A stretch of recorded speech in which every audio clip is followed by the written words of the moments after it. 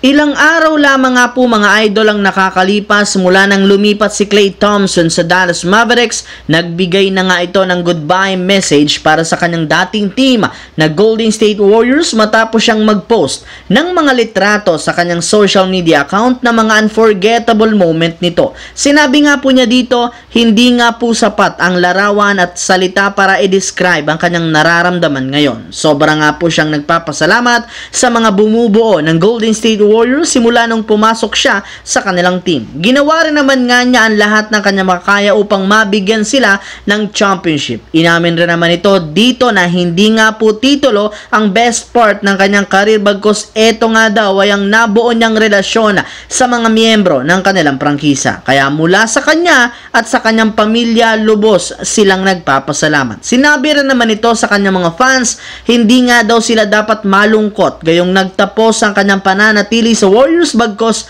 dapat nga maging masaya sila dahil nangyari ang kanilang mga pinapangarap na mga nagdaang taon. Kasabay rin naman ang ginawang mensahe ni Klay, agad rin naman ditong nag-comment si Kevin Durant na nagsabi na kung meron man nga pong chapter ni Klay ang nagsarado, meron rin naman nga pong magbubukas kaya kailangan lamang nitong ipagpatuloy ang kanyang ginagawa. Samantala, kahit man hindi pa nagsasama sa practice ang bagong magkakampi sa San Antonio na sina Chris Paul at Victor Wembanyama, napakalaki na ng expectation sa kanila. Yes mga idol, inaasahan na mas magiging competitive na ang Spurs sa West at hindi na sila mangungulilat pa. Kung inyong ang matatandaan maliban sa nangyari sa Golden State Warriors, lahat nga po ng mga sinasalihang team ni Chris Paul ay nag-i-improve ng husto. Hindi lang naman nga ito nangyari sa GSW since nagtamo nga ito ng injury at pinaglaro siya dito ng off the bench. Ika nga, hindi nga siya ginawang prioridad ni Steve Kerr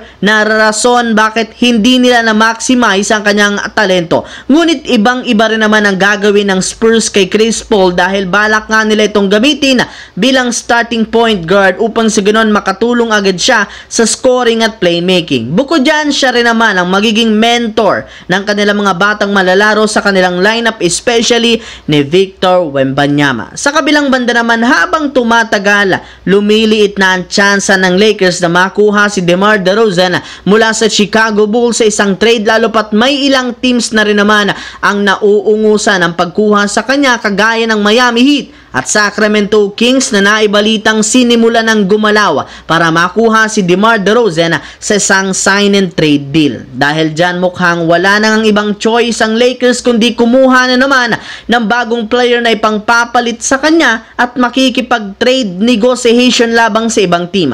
At base sa inilabas na balita, isa nga sa mga kinakausap nila ngayon ay ang Portland Trail Blazers. Sa katunayan, ayon nga po sa isang insider, nag-offer na ang Lakers dito na sina D'Angelo Russell at Rui Hachimura upang makuha ang kanilang gusto na sina Jeremy Grant at ang sentro na si Robert Williams III. Bagamat man nasasayangan Lakers sa pagsakripisyo, wala rin naman sila ditong magagawa since eto lang naman ang nag-iisang paraan para mapa-improve ang lineup at para makakuha ng tutulong kina LeBron at Anthony Davis.